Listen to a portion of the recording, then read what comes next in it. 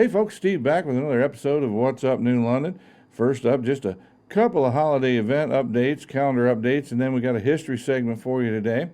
First up, as we move into Thanksgiving week already, just a reminder that on Thanksgiving Day, Miller's Market will be open from 7:30 to 3:30 for your last-minute food and beverage items, and then they'll be open regular hours the rest of the week. And all the folks planning the holiday events in town don't want anybody going away hungry, and they don't want you leaving to go look for something to eat, so they got you taken care of. First up, at the Village Christmas Tree Lighting Ceremony on December 1st at the Triangle Park at 7 p.m., Chuy's Mexican Food and Margarita Truck will be there. They've got a full menu of delicious Mexican food items. And then coming up on December 9th for Who London and the Hometown Holidays, West Clarksfield Smokers will be there with a full menu of local favorites. So no reason to worry about having something to eat on those days. Be sure to come out and enjoy the events and get something to eat while you're there. Next up, a history segment where we take a look at the history of the New London schools from the late 1800s to present day. Hope you enjoy it. For this look back at history, I'd like to take a look back at the schools here in New London. We are very fortunate to have an outstanding school system in New London with a dedicated administration and teachers. I've been fortunate the past 2 years to be able to attend the State of the School meeting for local elected officials and have found the motivation and excitement of the teaching staff impressive as we toured the building. But the concern for education isn't new. In fact, in March of 1896, the first kindergarten in Huron County opened in the New London School. The Red Book tells us there were 29 pupils and that the room was, quote, equipped with table, chairs, and sufficient paraphernalia of the newest and most approved type. A trained instructor from Columbus was hired as teacher. In 1895, there were 265 students in attendance at the New London School, with the Township Board of Education required to pay the tuition of pupils not living in the district. Outstanding teachers certainly are not something just recent in New London. In 1899, the newspaper editor called attention to the unusual ability of Ed Masterman as a teacher, stating, quote, he could show the relationship of one subject to another and could imbue a student with the desire to learn. Although it was also hard times, as the Board of Education announced in May that there'd be no kindergarten that year, as there were no funds for the department. But still, there was progress, with organs being placed in the schools and Eunice Richards teaching music. The history of sports in New London School goes back more than 100 years with the organization of a high school baseball team in 1903. Tragedy struck in 1904 on May 23rd when lightning struck the school, causing a fire that destroyed the school building. Fortunately, with everyone helping, the school records, piano, science equipment, and some furnishings were saved.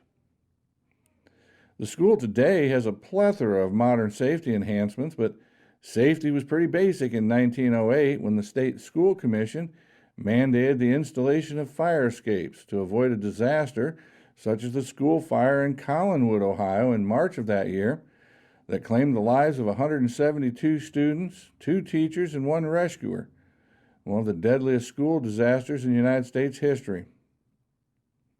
Although some folks still disagreed with the installation of the fire escape, saying that it was just too costly and detracted from the attractive appearance of the structure. In 1909, the school board made more improvements to safety when they placed a fire extinguisher in each room and the basement and installed a gong to summon the students to the fire escapes when needed. Additionally, the state commissioner mandated a brick wall be built around the boiler in the basement.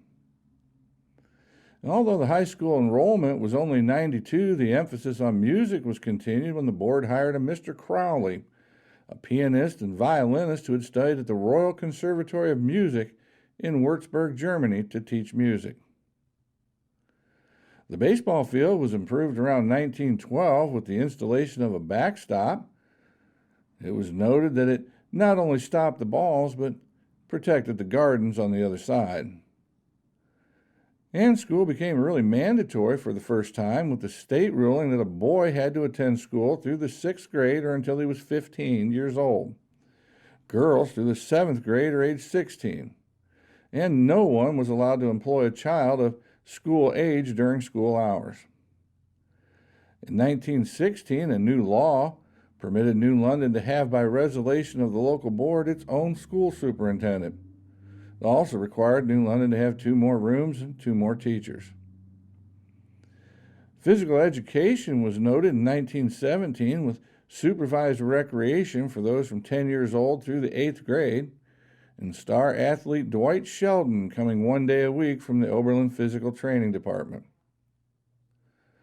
Although there had always been emphasis on education, the school facilities had been woefully lacking, particularly for the high school. Therefore, a new high school was constructed and dedicated in 1924. Sports activity continued and diversified. The 1931 basketball team won the championship. Emphasis on physical education continued, and in 1937, the New London and Monroeville schools were the only 2 in the county that met the requirements in the state physical and health programs.